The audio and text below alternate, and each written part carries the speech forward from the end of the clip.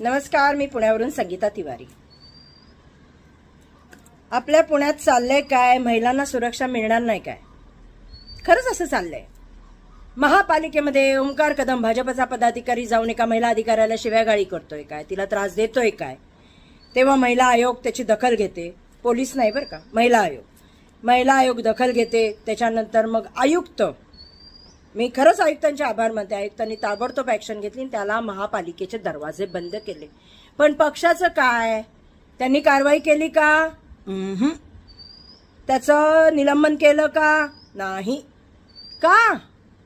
आताच नवीन प्रकार की पोलीस अधिकारी उभी आहे, तिच्या मागे जाऊन एक पदाधिकारी, भाजपचा खूप मोठा पदाधिकारी जाऊन उभा राहतो, अगदी पार चिटकून, म्हणजे बॅड टच व्हावा इतका चिटकून उभा राहतो। त्याचा व्हिडिओ फुटेज पाहिला मी आता टीव्हीवरच, बरं का, आम्ही नाही केलं, न्यूजमध्ये पाहिलं, टीव्हीच्या बातम्यांमध्ये पाहिलं की पोलीस अधिकाऱ्याच्या एकदम मागं चिटकून हा कोंढरे उभा राहिलाय।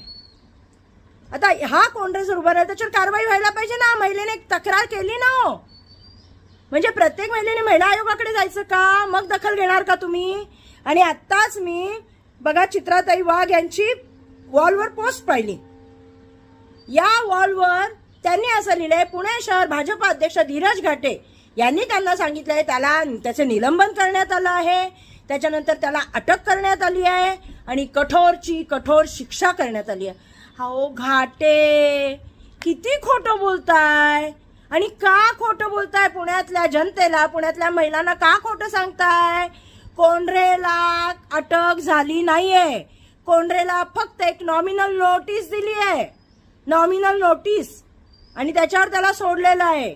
म्हणजे उद्या कोणाची हिंमत होईल की जाऊन कुणालाही बॅड टच करा? कुठनं हा माज आहे? कुठनं ही हिंमत येते?